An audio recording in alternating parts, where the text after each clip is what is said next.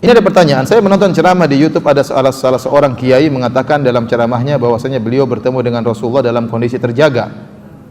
Beliau katakan beliau mencium tangan dan meluk Rasulullah SAW. Apakah benar bisa bertemu Rasulullah SAW dalam kondisi terjaga? Jawabannya tidak benar. Ya. Sering saya sampaikan, Rasulullah SAW mungkin bertemu dengan kita dalam kondisi mimpi. Mimpi kita bertemu dengan Nabi, itu mungkin. Kata Rasulullah SAW, man ra'ani fil manami faqad ra'ani. Fa inna syaitana la yatamatsalu bi. Barang siapa yang lihat aku dalam mimpi, maka dia telah melihat aku. Karena syaitan tidak bisa meniruku. Mungkin kita bertemu dengan Nabi dalam mimpi. Dan Imam Nawawi mengatakan, seandainya Anda bertemu dengan Nabi dalam mimpi sesuai dengan sifat-sifat Nabi, kemudian Nabi mengajarkan sesuatu di luar daripada syariat Nabi, maka tidak bisa diikuti. Bahkan Imam Nawawi mengatakan, seandainya malam ini seorang mimpi dengan ketemu dengan Nabi, kemudian Nabi berkata besok 1 Ramadan, maka tidak boleh diikuti. Harus kita lihat hilal. Jangan berdasarkan mimpi tersebut. Kenapa? Yang suruh lihat hilal Nabi dalam hadis-hadisnya.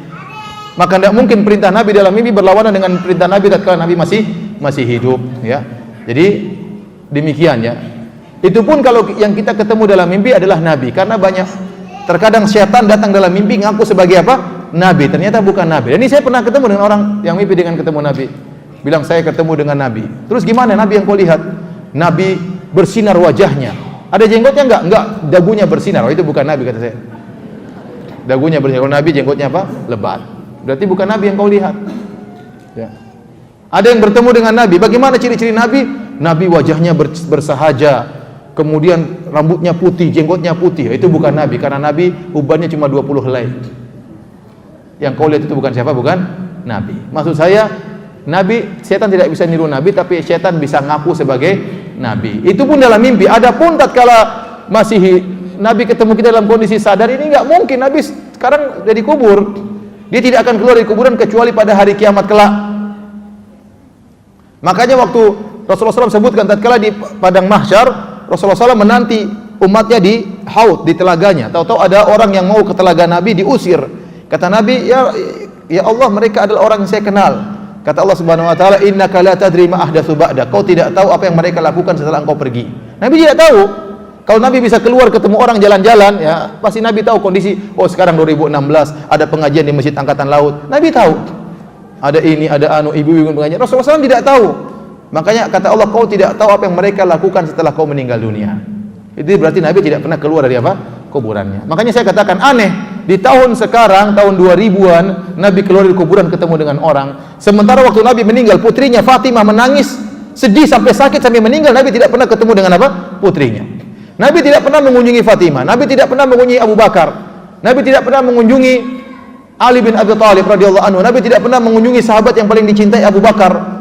Umar bin Khattab tidak pernah. Nabi tidak pernah ketemu dengan tabi'in. Nabi tidak pernah ketemu dengan cucunya Ali Hasan dan Husain.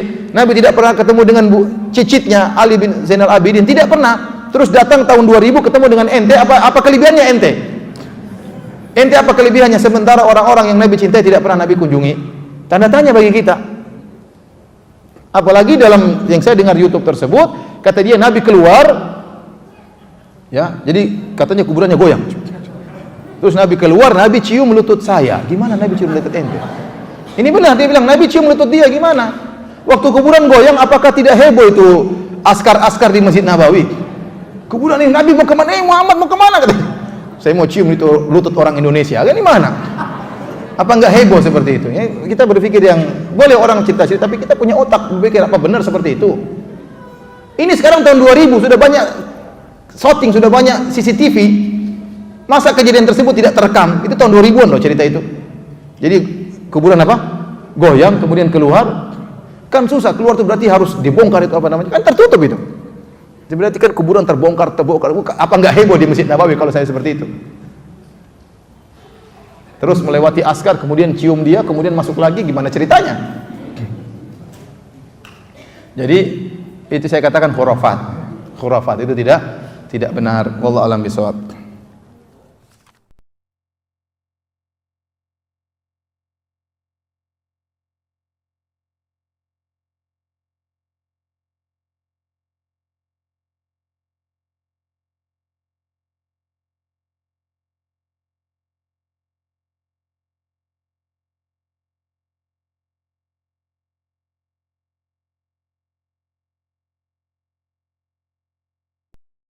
Ini pertanyaan.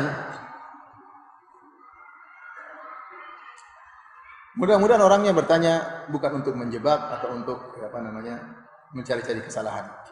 Apalagi zaman sekarang ini kita sering diadu domba ya. Pertanyaan, ayah ibu Rasulullah di surga apa di neraka? Ini pertanyaan sering ya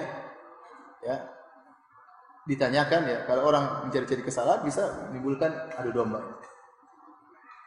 Namun saya ingin jawab ya, karena ini bertanya tentang ilmu. Saya katakan para hadirin hadirat yang dirahmati oleh Allah Subhanahu wa taala bahwasanya kita sangat mencintai Nabi sallallahu alaihi wasallam. Dan kita sedih apa yang disedihkan oleh Nabi sallallahu alaihi wasallam dan kita gembira apa yang digembirakan oleh Rasulullah sallallahu alaihi wasallam. Rasulullah SAW sedih tatkala dia minta izin agar memohon ampun bagi ibunya. Allah tidak mengizinkan.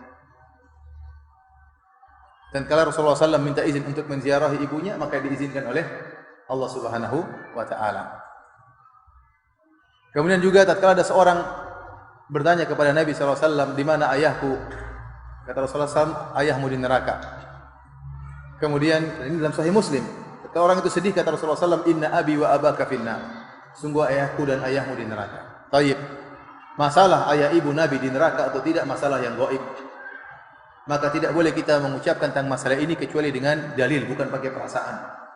Dan Rasulullah SAW telah jelaskan dalam Sahih Muslim bahwasanya ayahnya di neraka jahanam dan ibunya tidak diizinkan agar dia mohon ampun buat ibunya.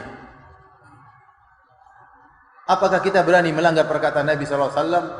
Saya katakan memang ada sebagian ulama yang berusaha mentakwil hadis ini, mengatakan maksudnya ayahku dan ayahmu di neraka, maksudnya pamanku di neraka, yaitu Abu Talib misalnya. Tapi ini dibantah oleh Imam Nawawi rahimahullah. Imam Nawawi rahimahullah, ini apa yang saya sampaikan ini terdapat dalam buku Al-Minhaj Syarah Sahih Muslim. Imam Nawawi tegas dalam hal ini menjelaskan ayah dan ibu Nabi SAW di neraka jahanam. Oleh karenanya, di antara dalil yang menguatkan bahwasanya ayah dan ibu Nabi SAW di neraka jahanam, bahwasanya saya tidak pernah mendapati doa Nabi mohon ampun buat ayah ibunya. Antum pernah dapati doa Nabi SAW berdoa, Rabbi ghufirli wali walidayya? Pernah? Ada atau tidak? Padahal sebagai anak yang berbakti, dia harus sering mendoakan kedua orang tuanya. Tapi saya tidak pernah menemukan Nabi berdoa, Rabbi ghufirli wali walidayya. Yang ada dalam Al-Quran, Allah merintahkan kita berbakti kepada orang tua. Allah berkata, wa qur rabbirhamhuma kama rabbayani shaghira. Tetapi doa Nabi sendiri, antum baca buku hadis-hadis, tidak akan antum mendapati Rasulullah SAW mengatakan, ya Allah ampunilah aku dan ampunilah kedua orang tuaku. Jadi saya lebih condong kepada pendapat Imam Nawawi yang menjelaskan bahwasanya karena Rasulullah SAW menjelaskan kedua orang tuanya di neraka, maka kita ikuti perkataan Rasulullah SAW. Kita mendahulukan hadis daripada perasaan. Kita mendahulukan hadis Nabi, sabda Nabi daripada perasaan. Saya tidak berani mengatakan ayah Nabi di surga. Saya enggak berani. Nabi bilang di neraka. Apakah saya bantah Rasulullah SAW? Saya enggak berani. Kalau anda punya dalil ayah Nabi di surga, saya akan mengatakan, saya ikuti, karena ini masalah gaib, saya akan ikuti apa yang diucapkan Nabi. Datangkan dalil yang sahih bahwasanya ayah Nabi di surga. Apa susahnya bagi saya mengatakan ayah Nabi di surga? Tidak ada susahnya kalau ada dalilnya. Justru saya pingin ayah Nabi di surga, karena itu ayahnya Rasulullah SAW. Justru saya ingin ibunya Nabi di surga, karena itu ibunya Nabi SAW. Nabi sedih tatkala mengunjungi kuburan ibunya sampai Nabi menangis, wa abka man haulahu, para sahabat juga ikut nangis. Tetapi kalau tidak ada dalilnya, masa saya berani ngomong sesuatu yang tidak ada dalilnya? Baik, ada yang mengatakan ada hadis menunjukkan Rasulullah SAW menghidupkan kembali kedua orang tuanya, suruh masuk Islam, akhirnya masuk surga. Hadisnya lemah, hadisnya palsu, tidak kuat dibandingkan dengan hadis dalam Sahih Muslim. Dan wallahu alam ada hikmah di balik itu. Wallahu alam bisa, kita tidak tahu ada hikmah apa yang Allah kehendaki. Tapi pasti ada hikmahnya. Ada yang mengatakan dengan perasaannya, Ustaz, bagaimana ibu Nabi masuk neraka sementara Nabi pernah di perutnya selama 9 bulan? Saya bilang dia punya jasa. Namun demikian Allah mentakdirkan, sebagaimana Allah mentakdirkan ayah Nabi Ibrahim masuk neraka jahanam. Padahal Ibrahim tidak muncul kecuali melalui air mani ayahnya. Iya atau tidak? Kemudian saya sampaikan juga bahwasanya jasa Abu Talib lebih besar daripada jasa ibu Nabi. Ibu Nabi sekedar mengandung. Abu Thalib rela mati membela Rasulullah SAW sehingga tersebarlah dakwah tatkala itu. Namun tetap juga dia dalam neraka jahanam. Ada yang mengatakan, Ustaz, bagaimana Anda memvonis Abu Bakar, ayah Nabi dan ibu Nabi di neraka? Bukan saya yang vonis. Saya enggak berani vonis. Saya pingin ayahnya Nabi masuk surga, saya pingin. Saya pingin ibunya Nabi masuk surga. Tapi Rasulullah yang mengatakan demikian. Rasulullah SAW yang mengatakan demikian. Ada yang mengatakan dengan perkataan-perkataan demikian, namun saya katakan kita mendahulukan perkataan Rasulullah sallallahu alaihi wasallam. Kita mendahulukan perkataan Nabi sallallahu alaihi wasallam. Syubhat yang paling kuat dalam masalah ini kata mereka bahwasanya ayah Nabi dan ibu Nabi dulu di masa fatrah belum datang dakwah kepadanya. Dan Allah berfirman, "Wa ma kunna mu'adzibina hatta nab'atha rasula." Dan kami tidak akan mengadab satu kaum sampai kami mengutus rasul. Nah, ayah dan ibu Nabi belum ada rasul tatkala itu, bagaimana divonis neraka? Saya kata ini sudah dibantah oleh Al-Imam Nawawi. Ya bahwasanya ada orang-orang sebelum Nabi datang sudah divonis dalam neraka jahanam. Contohnya Amr bin Luhai Al-Khuzai. Amr bin Luhai Al-Khuzai dalam Sahih Bukhari, Rasulullah SAW mengatakan, "Ra'aitu Amr bin Luhai Al-Khuzai yajurru qasbahu finnar." Aku melihat Amr bin Luhai Al-Khuzai menggeret ususnya di neraka jahanam.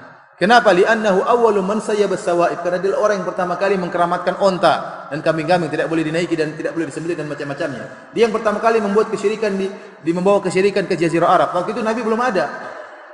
Tetapi ingat, ada dakwah tauhid, oleh karenanya ada orang-orang yang disebut oleh para ulama dengan al-ahnaf. Ya, orang-orang yang berada di atas agama tauhid, seperti contohnya Waraqah bin Naufal. Dia sudah di atas tauhid, dia Nasrani tapi dia tidak berbuat kesyirikan.